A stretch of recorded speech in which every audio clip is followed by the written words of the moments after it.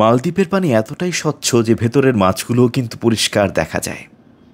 সূর্য আস্তে আস্তে হেলে পড়ছে, একটু পরেই কিন্তু সন্ধ্যা নামবে। আসসালামু আলাইকুম বন্ধুরা, এখন আমি দাঁড়িয়ে আছি মালদ্বীপে। চমৎকার শহর মালদ্বীপ, আর আমার পিছনে দেখতে পাচ্ছেন মালে শহর।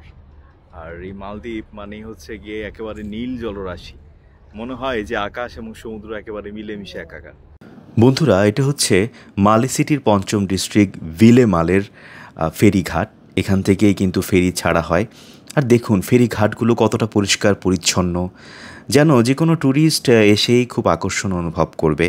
আর আমাদের বাংলাদেশের ফেরিঘাটগুলোর দিকে তাকালে আমাদের মনে হয় যে এত ময়লা, এত নোংরা করে রেখেছে। আসলে পুরো মালদ্বীপ শহরটাই, যে কোনো দ্বীপ শহর যাই বলি না কেন, পরিষ্কার পরিচ্ছন্ন, যেটা অনেক বেশি আকর্ষণ করে স্থানীয় পর্যটকদের।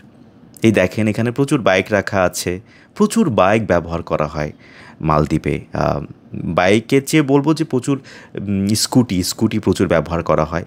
এই দেখুন কি স্বচ্ছ জলরাশি, আর ভেতরের মাছগুলোও কিন্তু দেখা যাচ্ছে। এবং মাছগুলো দেখেন নীল মাছ, যেটা আসলে মন ভালো করে দেয়।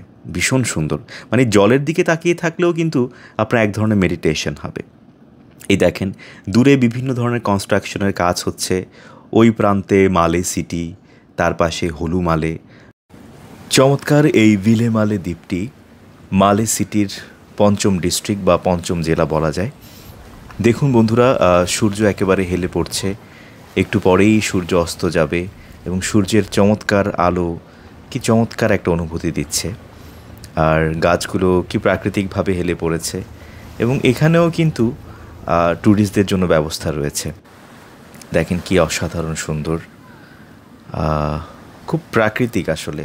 আর ভিলেমালে এই দ্বীপটি কিন্তু একটা সময় মাদকসেবীদের মানে রিহেব অর্থাৎ পুনর্বাসন কেন্দ্র হিসেবে ব্যবহার করা হতো, এবং এটা আগে রিসোর্ট হিসেবে ব্যবহার করা হতো, এবং পরবর্তী সময়ে এটি রেসিডেন্সিয়াল এরিয়া বা আবাসিক এলাকা হিসেবে গড়ে ওঠে, এবং মালদ্বীপের স্থানীয় জনগণ অনেকেই এখানে বাস করে।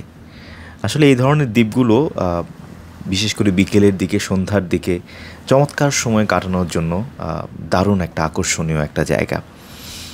এই দেখুন সবাই এখানে দোলনায় দুলছে, অনেকে সাইকেল নিয়ে ঘুরে বেড়াচ্ছে।